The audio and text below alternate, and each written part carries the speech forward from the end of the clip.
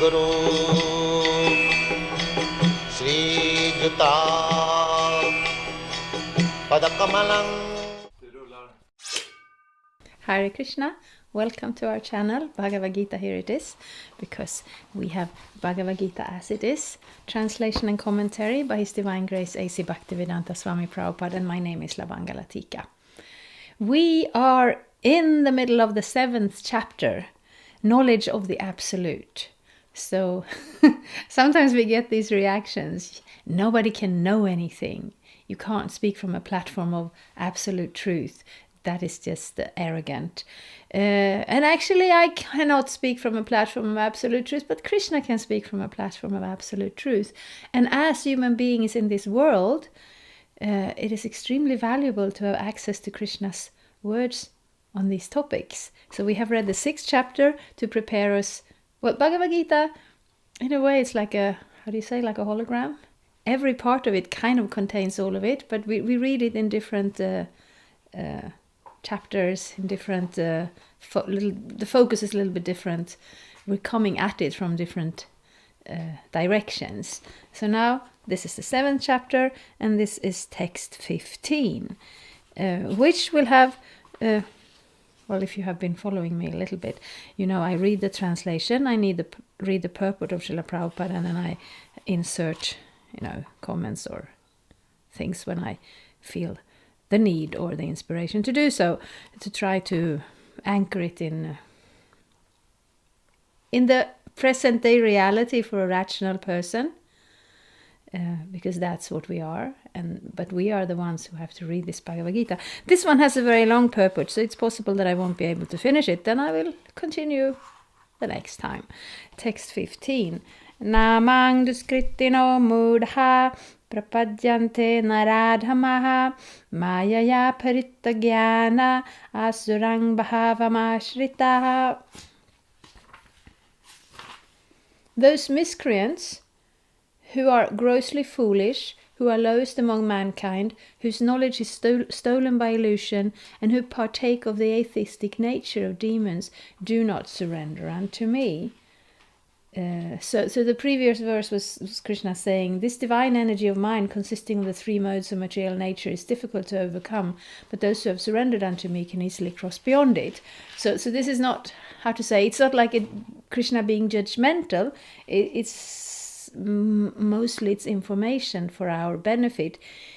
When we come to the point when we look at this material nature, and we don't just think, oh, today the weather is horrible, and we don't just think, oh, this is a miracle and everything's very beautiful, but we realize that our nature is spiritual and we're actually beyond this material nature, but the material nature doesn't have an explicit exit sign when we want to get out of it. But Krishna in the Bhagavad-gita is giving us the exit sign and also giving us information how to get there. And this verse is speaking about those who are unable to take that step of surrendering to the Supreme. Because that step is, we come to the temple, we bow down before the form of Krishna. Physically, it's not very difficult. It's kind of a standard yoga activity to bow down. It's very, it's stretching the back and relaxing some of the tension. And in a physical sense, it's just a nice thing to do. But to bow your head down to someone else is very difficult for our how to say, that nature that rejects the position of God. And then we, in Bhagavad-gita and also in the Srimad Bhagavatam, we want to get to know this God, to find out that he's not a despotic person who just takes pleasure in having us bow down to him. No, there is a personal exchange, there is a relationship, and he's actually a very attractive person that we like to come closer to. So when we get to know him, this becomes more of a natural step, but when we don't know him, it can seem very very unusual. And these persons are the ones who are unable to take that step, which is actually a requirement for getting free from the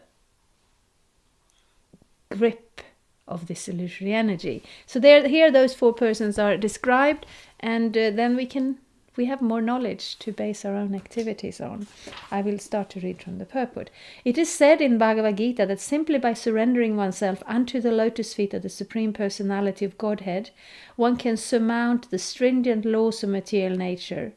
At this point, the question arises, how is it that educated philosophers, scientists, businessmen, administrators, and all the leaders of ordinary men do not surrender to the lotus feet of Sri Krishna, the all-powerful personality of Godhead? Mukti, or liberation from the laws of material nature, is sought by leaders of mankind in different ways and with great plans and perseveration for a great many years and births. But if that liberation is possible by simply surrendering unto the lotus feet of the Supreme Personality of Godhead, then why don't these intelligent and hard-working leaders adopt this simple method? So yes, this is the question. The Gita answers this question very frankly. Those really learned leaders of society like Brahma, Shiva, Kapila, the Kumaras, Manu, Vyasa, Devala, Asita, Janaka, Prahlad, Bali, and later on Madhvacharya, Ramanujacharya, Sri Chaitanya, and many others. So this list goes way back in Puranic times, and we will hear those names in other contexts. Right now I will not dwell on it so much. Who are faithful philosophers, politicians, educators, scientists, etc., surrendered unto the lotus feet of the Supreme Person, the all-powerful authority. Those who are not actually philosophers, scientists, educators, administrators, etc., but oppose themselves as such for material gain, do not accept the plan or path of the Supreme Lord. They have no idea of God. They simply manufacture their own worldly plans and consequently complicate the problems of material existence in their vain attempts to solve them. Because material energy, nature, is so powerful, it can resist the unauthorized plans of the atheists and baffle the knowledge of planning commissions. So yes, we do that. We try to make the best of our situation, and we take into account that which we know. So I know I'm in Sweden, and outside my window there is snow. It's very cold. So I make sure that I have a roof over my head. I have a heating source. I have means to pay for it, because I know otherwise I will most likely die. So that's something I know. There are many things we don't know. We don't actually understand where this material world comes from and how it works. So we can only observe, and also we can add our observations to the observations of those who have come before us. But our ability to understand and to observe is limited by our senses and our intelligence. And it is particularly limited by the fact that this material nature is not just matter that we can look around and how to say, organize in different ways. But there's actually an energy. It's the energy of the Supreme. And we don't understand it. But what we want to learn from the Bhagavad-gita is how to deal with this. And then the first step to understand is that this energy belongs to the Supreme. So it is under his control.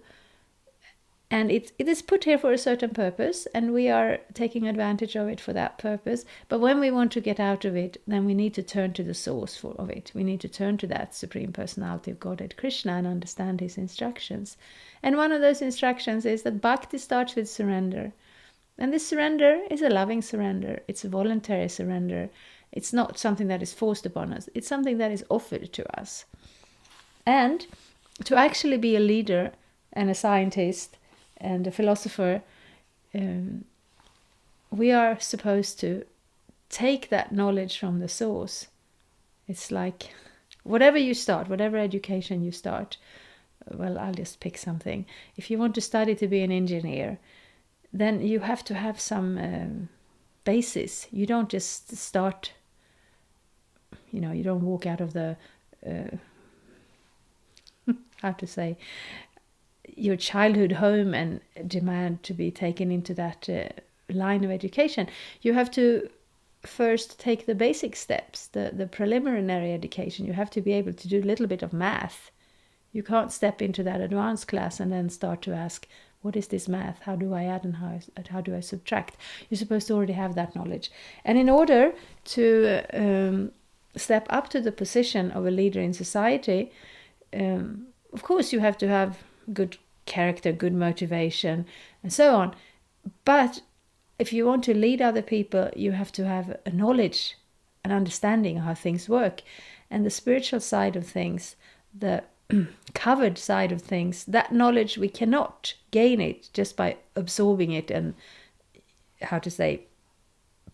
using our own intelligence, however great it is. We have to take knowledge, the preliminary knowledge. Bhagavad-gita is the spiritual preliminary knowledge. So that's actually what we need. The atheistic plan makers are described herein by the word duskritina, or miscreants. Kriti means one who has performed meritorious work. The atheistic plan maker is sometimes very intelligent and meritorious also, because any gigantic plan, good or bad, must take intelligence to execute. But because the atheist's brain is improperly utilized in opposing the plan of the Supreme Lord, the atheistic plan maker is called duskriti, which indicate that his intelligence and efforts are misdirected. In the Gita, it is clearly mentioned that material energy works fully under the direction of the Supreme Lord. It has no independent authority. It works as the shadow moves in accordance with the movement of the object. But still, material energy is very powerful, and the atheist, due to his godless temperament, cannot know how it works, nor can he know the plan of the Supreme Lord. Under illusion and the modes of passion and ignorance, all his plans are baffled, as in the case of Hiranyakashipu and Ravana, whose plans were smashed to dust, although they were both materially learned as scientists, philosophers, administrators, and educators. These duskritinas, or miscreants, are of 4 different patterns, as outlined below. So the stories of Hiranyakashipu and Ravana, we will find them in the Srimad Bhagavatam and in the Ramayana. They were very powerful because they understood. The Vedas is a very vast thing. We focus on Bhagavad-gita, we focus on Bhakti Yoga. We are not so interested in these mystic perfections or in these powers that come from austerities. But Hiranyakashipu decided that he wanted to be the Lord of the entire world. So he took to some severe austerities. He was standing up on one leg and circulating the life airs in his bodies through his own yogic powers, up to the point where his whole body was eaten away. There was just a skeleton standing there. And then Lord Brahma appeared before him and he said, "Oh, okay, I can see that you want a benediction. What can I give you?" Because the demigods are kind of obligated to respond to our yagyas and offerings and austerities according to the karmic laws. And then he said, "I want to be immortal." And Brahma said, "That's not possible for me to give. I'm not immortal." I mean, Lord Brahma's lifetime is as long, same as the universe. So he lives very long. But he will also die. His body will also die. So Hiranyakashipu tried to trick his way around it. He said, "So I don't want to be killed by any man, animal, or demigod." And Brahma says, "Okay, I don't want to die indoors or outdoors." And Brahma says, "All right, I don't want to die in the day or the night." He said, "All right, I don't want to be killed by any weapon." He said, "All right." And then Hiranyakashipu thought, "So how will I die? I will not die."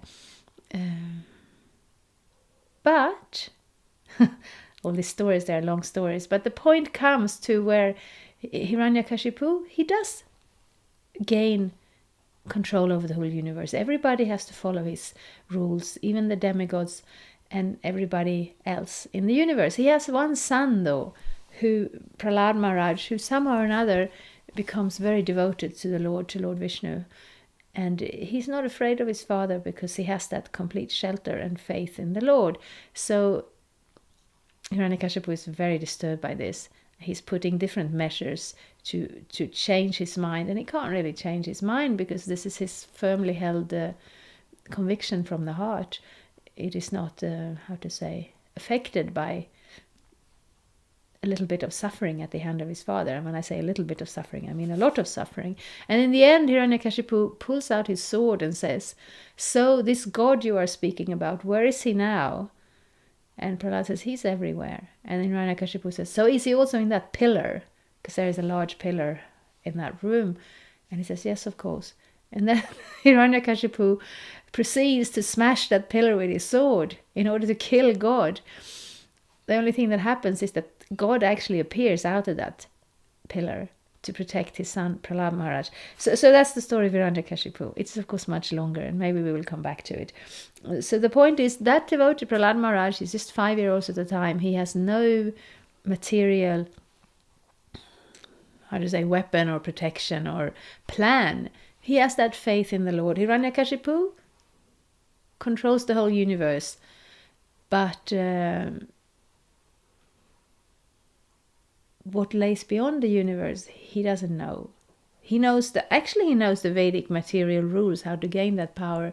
The point we are going for is how to realize our own spiritual identity and how to connect with the Supreme in that spiritual sense. And that starts, in one sense, in a very humble way. We come before the Lord and we ask him, please engage me in your service. Please allow me to come back to my original position in my original loving relationship with you. And that Krishna can help us very much. But if we are not willing to do it, he's not going to force us into it. So if we are not willing to come to that position of loving surrender, then we can roam in this material existence for as long as we like. And it's like a very simple point, but at the same time it's a very deep point. We will have the description of 4 different types of persons in that foolish position of not surrendering to Krishna. But I think the time for this part is over for today. So thank you very much. So please come back next time. We put up new videos every Tuesday and Friday. And of course, there's a lot of information in the box below, and I welcome any question. Leave a comment for me. I'll come back to it. Thank you so much. Hare Krishna. Thank you for watching. We aim for updates every Tuesday and Friday. Please come back. If you have any questions or comments, please leave them down there. We also have some links and information for you. And there is, of course, the subscribe button. Thank you. Hare Krishna. I'm a Hare Krishna, and I approve this message. Subscribe. Hare Krishna, Krishna Krishna, Hare